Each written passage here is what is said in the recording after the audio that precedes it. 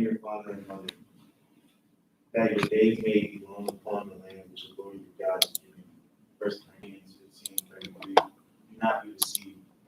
Evil company corrupts good habits. Evil company corrupts good habits. Thank you.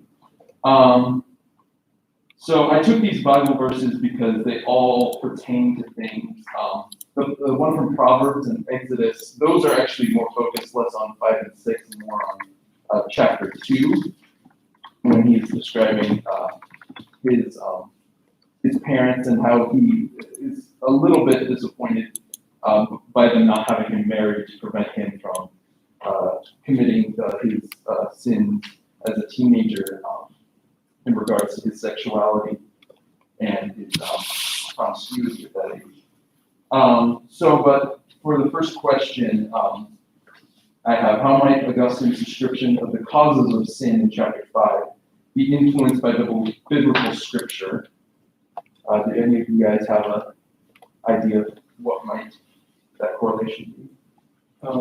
So verse 14, we said that when is tempted, he is drawn away by his own desires and enticed.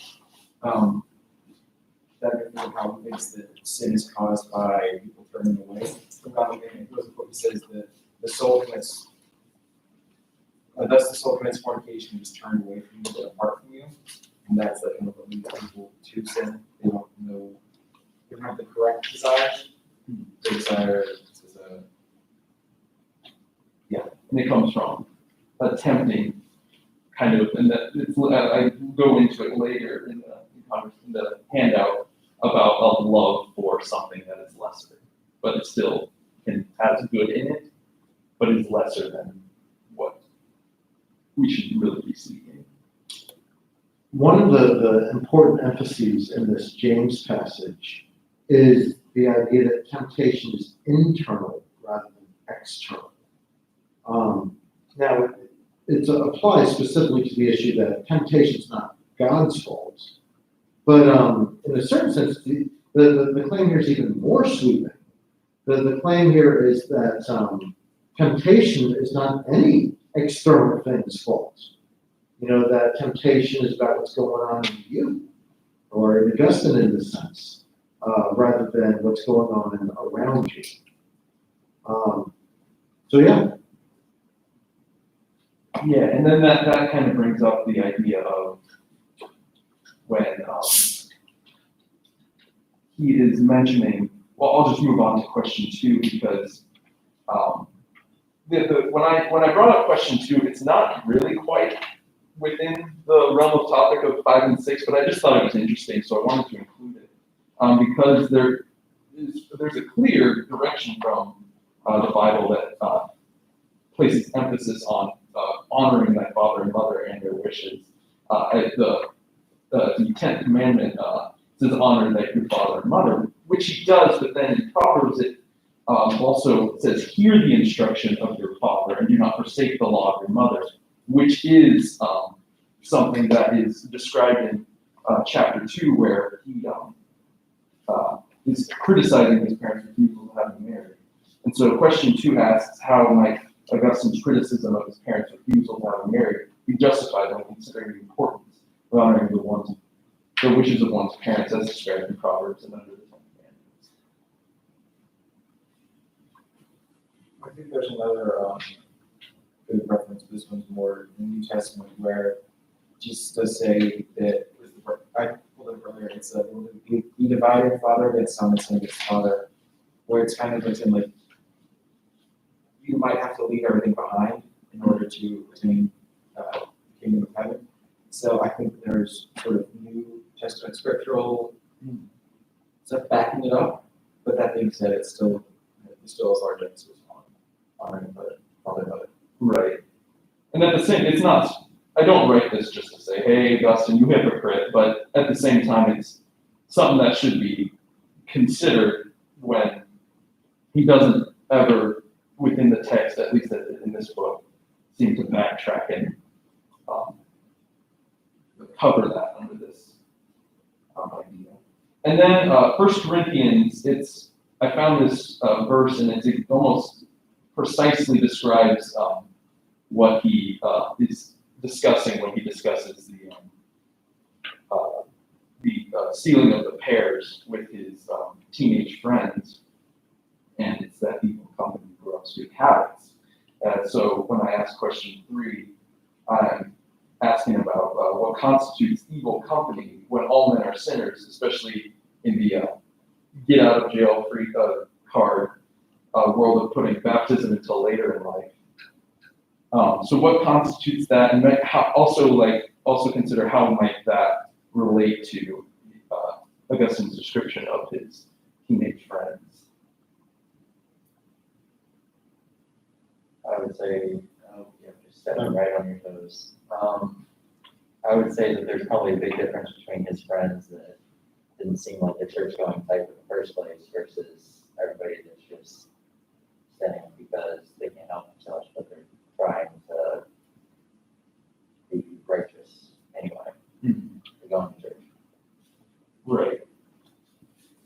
Yeah, I was gonna say, when I was doing my research on the book before, there was like there's this part where Augustine's talking about baptism, and how he almost wishes he would have been, he's like, why God was I not baptized then and not later, so that I could enjoy the good company of my peers or something. And I think one of the commentaries I read was talking about how this is like the first view you have of his view of like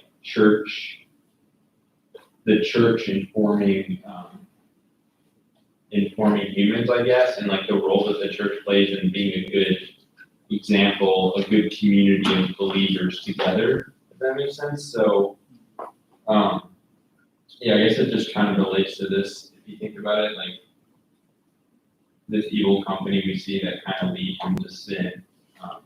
It just reminds me, and then you brought up baptism, so it reminds me, I guess, what you might say there would be like the church and the community that you find there would be a better influence on it. So. Yeah. Some people find a distinction in the Bible between people whose lives are dominated by sin in the sense that they willingly embrace it, and those sorts of actions are sort of paradigmatic of the sorts of things that they do. And those are the sorts of people that are the evil company. In contrast with the kind of person who is still flawed and sinful, but is resisting it, is not embracing it, is not identifying with it, is not allowing sin to be sort of paradigmatic of their life. There's metaphors like walking in the way of sin, reaping to the sin, sowing and reaping to the sinful nature, these sorts of things. So some people find a distinction between the kind of sin, well, yeah, everybody sins sometimes, everybody's motives are imperfect, everyone sort of misses the mark on the one hand, and the person who's just sort of full on embracing that kind of sinful lifestyle. Before I move on, I didn't write this in my handout, but I kind of want to discuss, like, from a modern perspective, from the eyes of the 21st century college student, what do you guys, like, just like in general, what do you personally think about when it comes to things like teenage mischief? When it seems to be coming so naturally, because we all, at some point, have done it. What is your take on it? Is it inherently, because it's so natural, we want to say we tend towards, oh, it's natural, that means it's good, but natural obviously doesn't always mean good. So what do you guys take on, like, in the modern sense? What do you think of, like, teenage mischief? What are the root causes of it? Where does it come from? Yeah, I was gonna say, I think part of it comes from, I guess, kind of like him, where it's almost like you see other people doing it too, so like you want to do it. I know, like, it's kind of funny, but like as far as like porn goes, when I was like younger, I wasn't into it at all. My friends were talking about it, so I'm like, I want to see what the big thing is about it, and then that's how like I start watching it, things like that. So I think a lot of it is, as far as, it's like, not necessarily peer pressure, but just when you do what your peers are doing. I mean, it's like the verse says, evil company corrupts good habits. I actually heard a contemporary, like, pop speaker say something like this. Think of your 5 best friends. You are likely to become a mix of the traits held by your 5 best friends.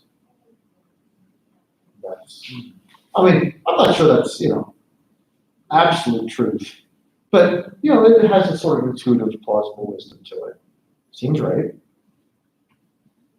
Just speaking off that, this might not have a lot to do with your question, but I read this book recently by this like from the 1800s or something, some Christian writer, and one of his, it was a treatise on how to be a young man. It's called Thoughts on Young Men. But his big thing was, like, his statement was, do not be friends with someone who is not friends with God. And which is like this huge, where you're like, what the heck? So I can't be friends with anybody who's not a Christian or something. But his point was, his point is don't be good friends with someone like that. But just like that, I think, and that goes back to somebody who is trying not to sin in some sense. So I think there is a peace there, for sure. Yeah, what I find most interesting about it is it all it comes at the same age, which is the first, I suppose it's the first exposure to adulthood. And so you kind of experiment with your new abilities and your new, really autonomy.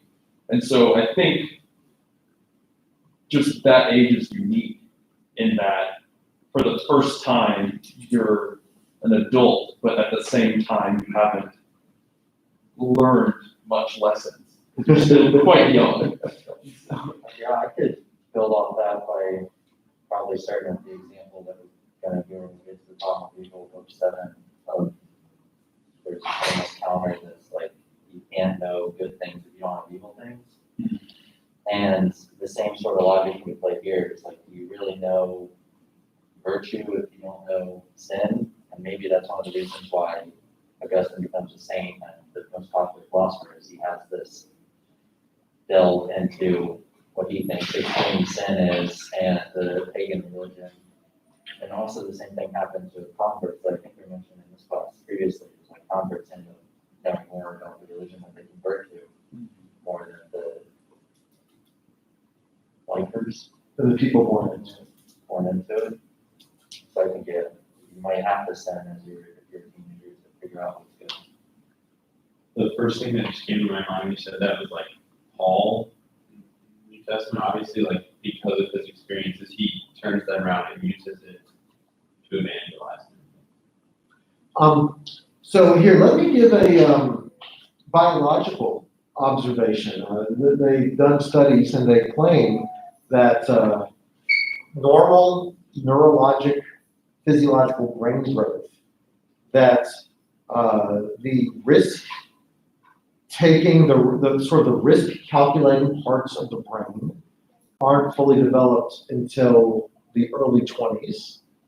So if you wanted to go a different direction with why are teenagers so reckless, in part it's because, at least if this is true, perhaps biologically, there are certain sorts of risk calculating, risk awareness facilities that haven't developed yet. Yeah, I wrote a paper, I think freshman year, and it was just talking about how until you're like 25, the brain doesn't fully develop, fully adapt, and until then people are more impulsive, they just do things, just for the thrill of it.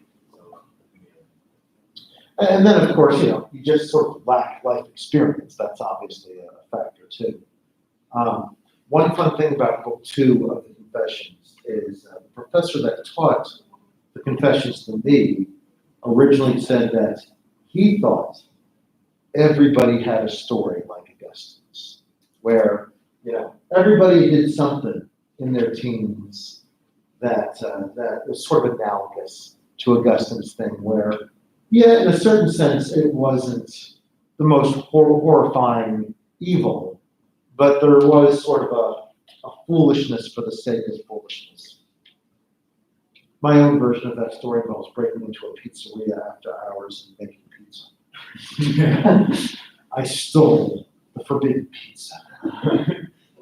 Is the quote from St. Augustine, there's no sin without a past and no sinner without a future? I'm not sure if that's Augustine, but it might be. That's one of those quotes that I hear attributed to a wide variety of people. Calvin, Luther. Somebody smart said it. Oh, I heard someone say this, Bishop Sheen. Maybe C.S. Lewis. Ben Franklin. No, not Ben Franklin. I'll add another science statement to that of saying, when kids are young and their parents tell them not to do things, they think like that's the edge of reality, basically. I can't go outside, or like I physically cannot go outside of this. And then once they get to an age much younger than this, hopefully you wait until you're after 5, but some poor parents have kids that figure this out sooner, that you can actually like do things that your parents tell you not to. And once you find that out and they're not looking, they just go full on and they're like, wow, they're basically pushing the bounds of the universe. And that's another claim for why kids are goofy. All right, well, I can move on to the catechism section, which again is an idea influenced by the last presentation. Does anyone want to take this one?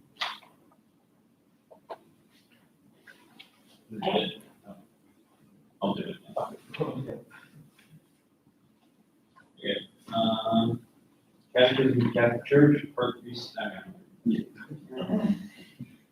Chastity means the successful integration of sexuality within the person and thus the inner unity of man in his bodily and spiritual being. Sexuality, in which man's belonging to the bodily and biological world is expressed, becomes personal and truly human when it is integrated into the relationship of one person to another, in the complete and lifelong mutual gift of a man and a woman.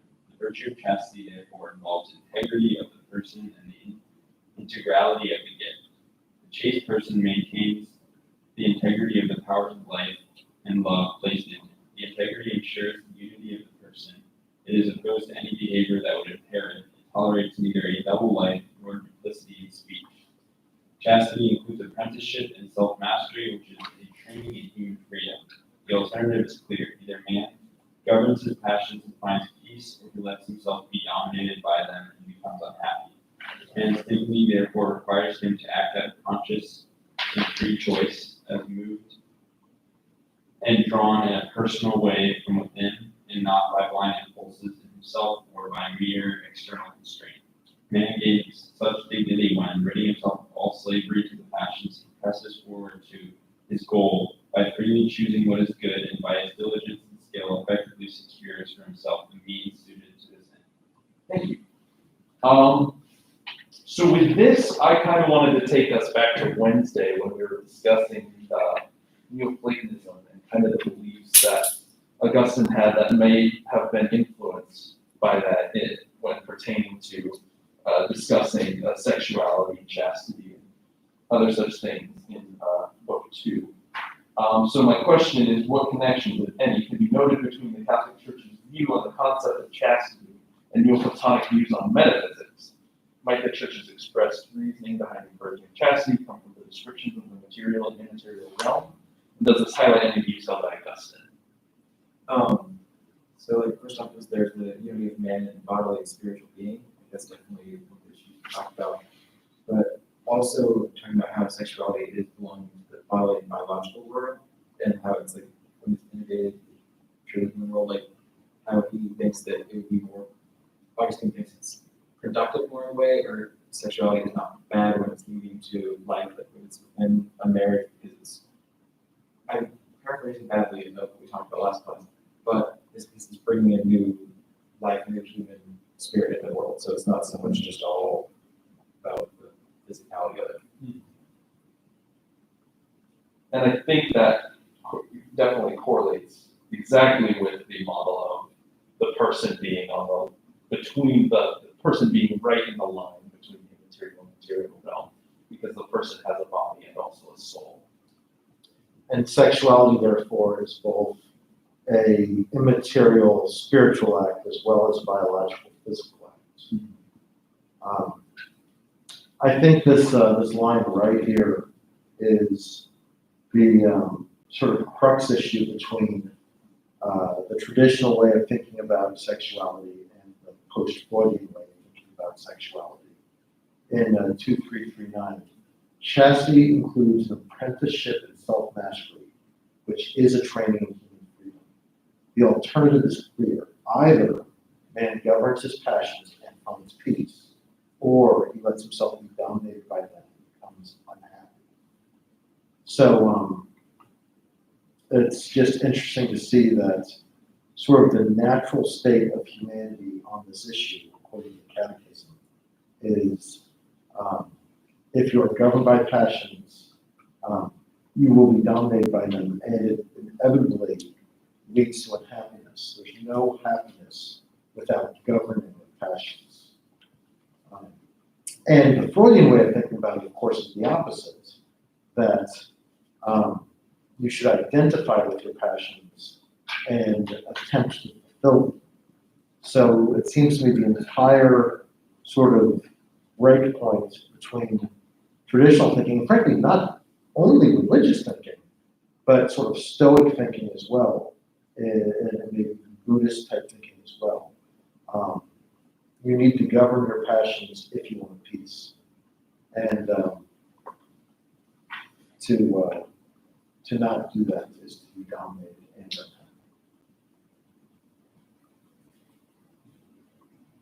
How do you guys think that might influence what's seen in book 2? What, because I think that definitely when we look at chapters 5 and 6, I think that that's where it mostly comes out in the chapter.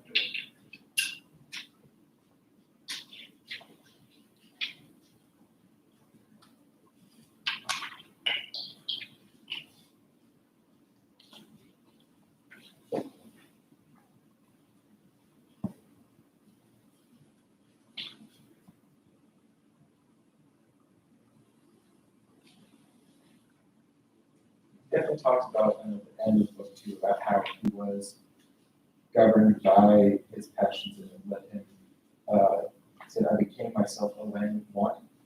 And that it ultimately led to his unhappiness. So I think he definitely would agree that being governed by your passions leads to unhappiness, and therefore that you draw away from God. Yeah, and the term passions is definitely quite correlated with the view about the way he uses the word love, in which you can love good things, but as it's described, it's not as fulfilling, and which is why when he lets himself be dominated, he becomes unhappy. If he is able to govern passions, he can find peace. So we can move on to the Straczynski journal that I found. And this is from a journal that's focused on the, it's actually described in book 2, but that should really see by the title. I can go ahead and read this. The force of love, which those material goods excite, should demonstrate the soul the incomparable degree of love that God should excite, as well as the degree of happiness that can be derived from the possession of Him as the highest good. The praise of the beauty of the material world in Augustine is first and generally directed against the man, and second, particularly in book 2, designed to emphasize that the pair theft was not a case of Platonian seduction in the noble soul by the sensible suitors. Augustine uses this phrase also to invoke the very rhetorical manner the figure of Catiline. Catiline functions generally as an allegorical figure representing the worst possible scoundrel or criminal, but Augustine uses him to make a very specific point. He is to prove that sins are always committed out of love for something good. This is the Anathema taught Socrates, and that's from the Symposium. And so we'll start, we can circle back to the discussion we had before. with the teenager theft of the pears, how could the camaraderie felt between Augustine and his gang of delinquent youngsters be classified under a misguided love for something in the material realm? What differentiates from platonic love of soul?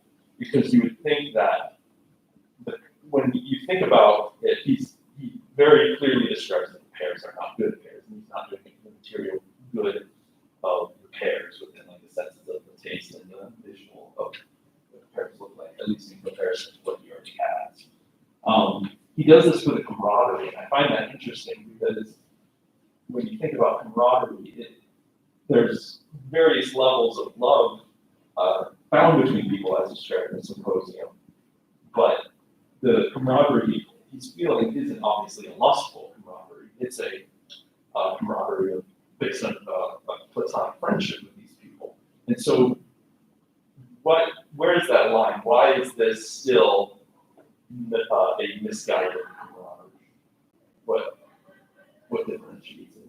It's almost kind of a shallow friendship and camaraderie because it's just based around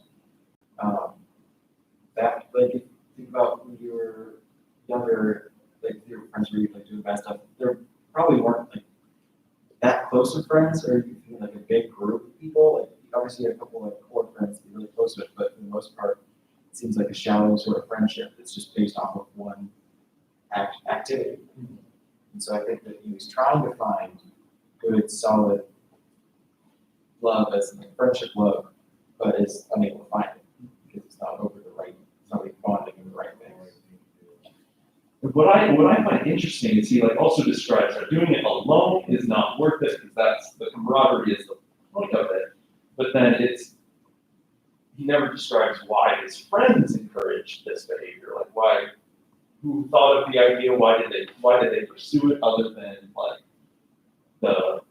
just the joy of the crime? Because he describes there is sins are committed as something for love, but does it emerge just because of the camaraderie? Because you can have camaraderie with people doing good things as well. So I find that interesting because there's not a true explanation of how it all got started. I thought that was the dynamic that I read when I was first on Twitter. That he tried to explain that all crimes when he was talking about the Caroline. He was talking about how all sins are committed out of love, but then he follows up with like, but I wasn't even doing it for the pears. I was just doing it to feel sinful, which is one of the reasons that he thought he was worse than the Adam and Eve doing it too, because he was doing it. He was stealing the pears just for the sin. Other reason was to come out of it. You know, I think at that age, a lot of activities are engaged in out of a strange kind of maybe even curiosity. Like, there's the rule. What's it like if we, what's it like if we cross that boundary? And then you hear the crossing of boundaries. We entered the neighbor's property. It's a crossing of a boundary. And then once you're there, what's there to do now that we've crossed the boundary? Grab some pears. But you see one person spots the pear and goes for it, and then everybody follows. And you can just kind of picture it happening because that's what happens at that age. You travel in these little, not quite gangs, peer groups, cliques is what I used to call it. I don't think I haven't heard that word recently. Speaking for experience about that, you might have to run from your dogs. Yeah. Well, that's part of the fun. I mean, as long as you're confident or mostly confident that you can get away with it.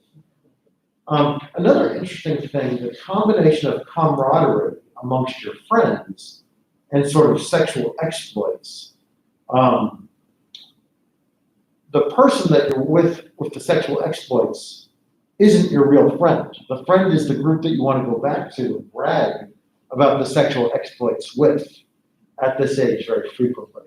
So again, there's something about the camaraderie that is the camaraderie and the shared, crossing of boundaries again. Lots of boundary crossing involved in sexual exploits. That seems to be at the heart of a lot of these sort of adolescent, mischievous relationships. I'm also curious because he doesn't really just go into too far depth about these friends. I'm kind of interested on like the dynamic of like who's the cooler friend. Did the cooler friend influence the not so cool friends to engage in this? And because this sounds so cool, this is what cool kids do. They pursue bears. And so I wonder, because I just remember, because I had my high school friend group was we just did dumb things like this for the joy of doing dumb things.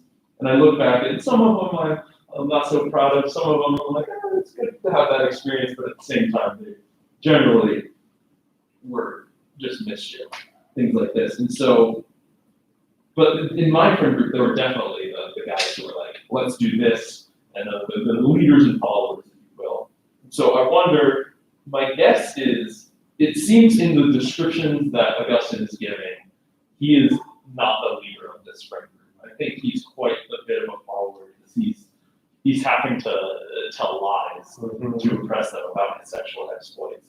And I don't think the dominant person in that friend group would do that. Something that really isn't explained in the book, but it would be interesting to know is like, I know that when I was younger, we would have groups, and like, for instance, let's say we were going to steal a pair. Someone would say like, you steal the pair, like you go steal the pair, but they wouldn't do it themselves because they were too cheap to do it, but they would always, like peer pressure, like, are you gonna do it, but they would never, So I wonder if like, maybe that was like, true. Yeah. I'm interested to hear about like, what the dynamic was in this situation.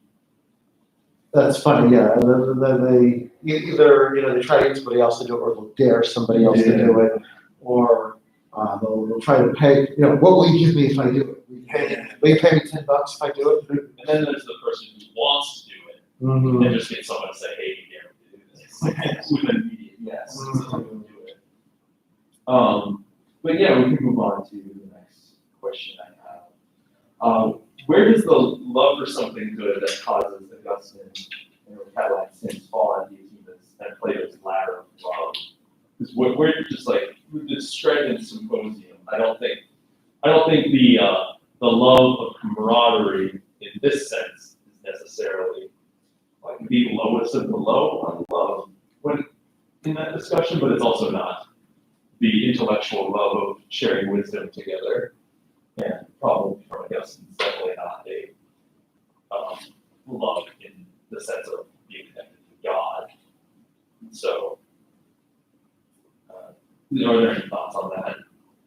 Well, I was just gonna, is there like a sense of morality in Plato's divided line? Like, would something more base be just lower in the immaterial world if it was like more base camaraderie, or versus like virtuous camaraderie? Is that a thing that's there, or? Yeah. So Platonism ends up influencing several different kinds of thoughts. So, for example, those of you who study theology and religion, Gnostic religions, many of them were actually variations of Platonism.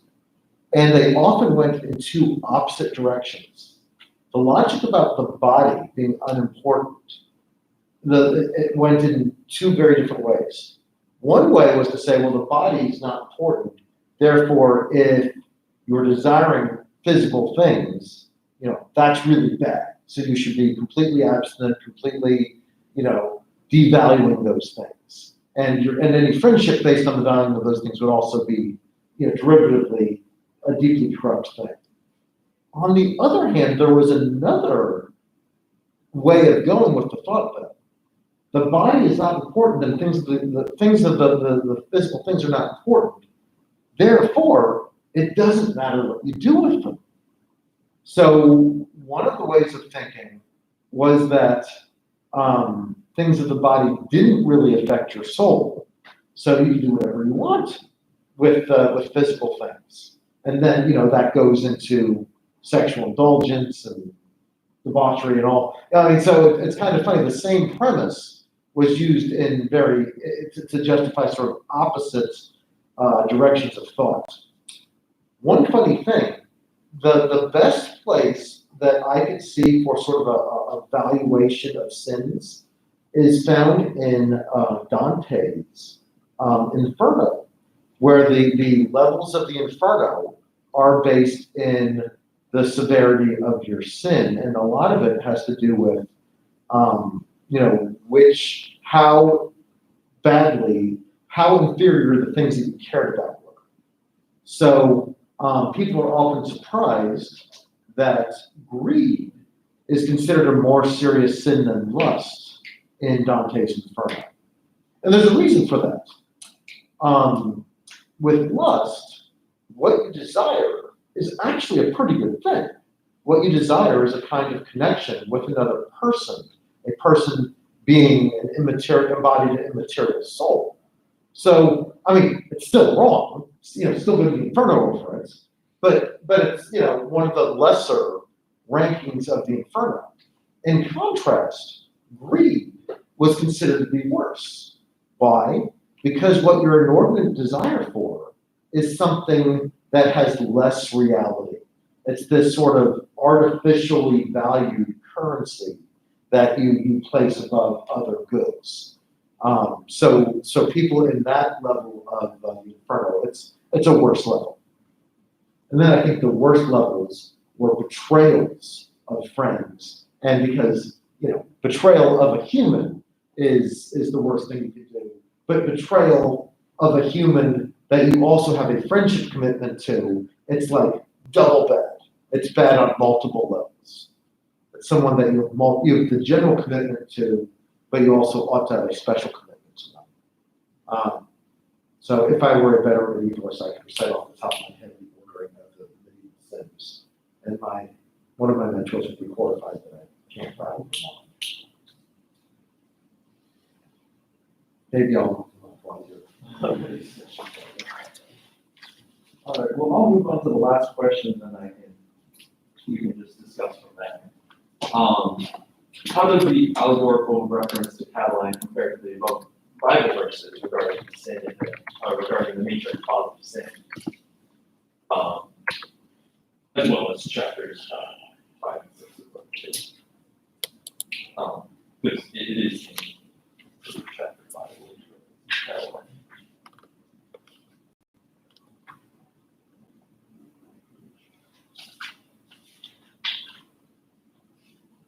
I think it's just similar to what I just said of Caroline was doing it for money or someone wanted him to.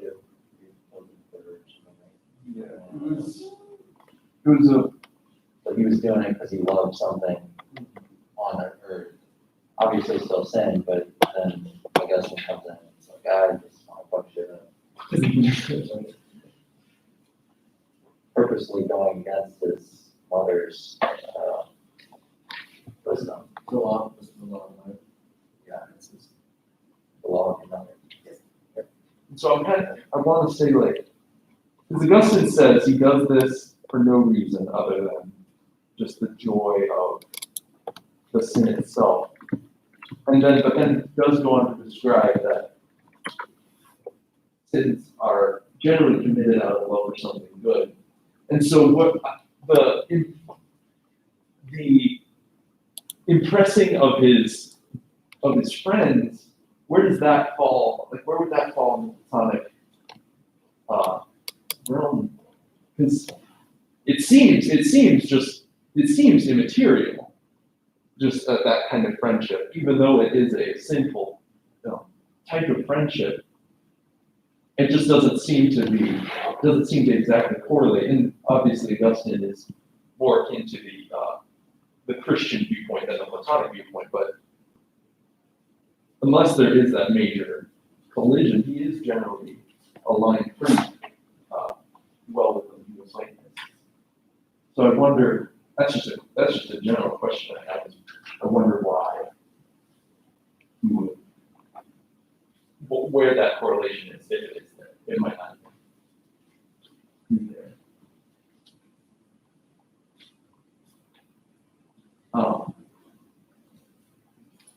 But yeah, when I bring it back to the verse from James, because every good gift and every perfect gift is from above and comes down from the Father of lights, to whom there is no variation or shadow of turning.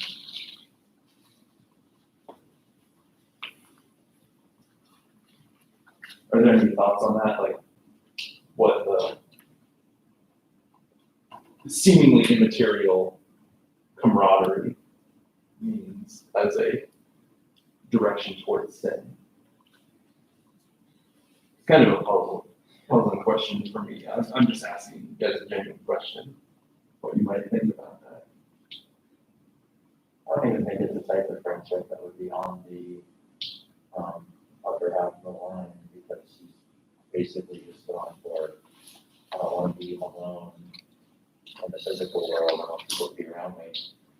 And he seems to know that he didn't actually have emotional connection, he just was actually wanting players to get people around him.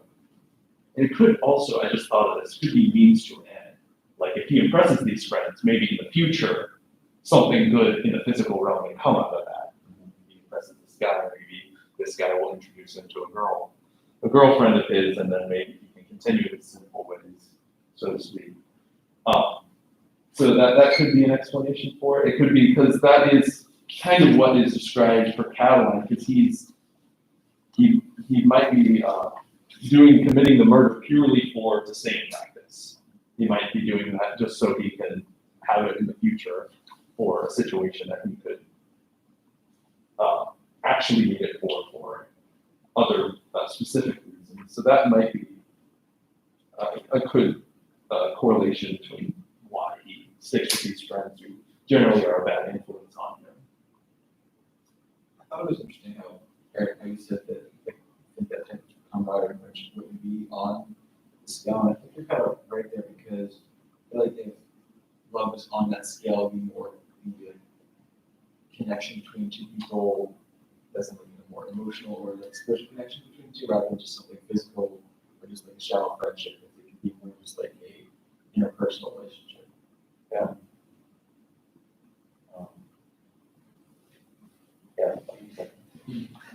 Yeah, you might not even call this a friendship at all. You might just call it, because when I think back to my teenage years, a lot of the people I hung out with every day were just, I was in the same classes with them freshman year, and so we just kind of got used to hanging out all the time, even if I wasn't really that close with them. And then I have my small group of friends who I met at one point, but then we continue to actively pursue the friendship despite us not necessarily being put in situations externally. Because there are people who I saw every single day in high school who I have not seen since. Mm-hmm. And so, right. Your freshman year hall. No, this is good, because the ancient notion of friendship is much stronger than a lot of those high school acquaintanceships. That, in fact, I like to insult my students when I read Aristotle with them, because I like to tell them that according to Aristotle, none of you have any friends. Yes, I remember that. So, I remember that. because the notion of friendship was stronger and required more, especially more time invested in each other than one could have teenage points. I did look up the medieval order of sins. And the seven deadly sins, I was actually correct. Lust is the least serious of the seven deadly sins.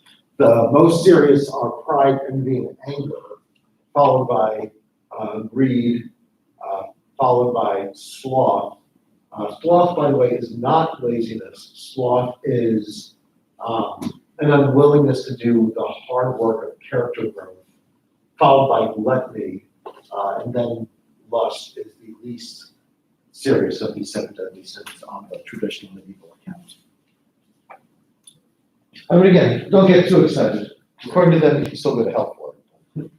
And I did just read Inferno, and I do remember it was betrayal that was. Mm-hmm. So I find that interesting that that's kind of correlated with pride. Yeah, I don't know how we betrayal is worse than pride. I see how it fits in with envy and anger. I guess what they're doing is Dante must have been adding a second component.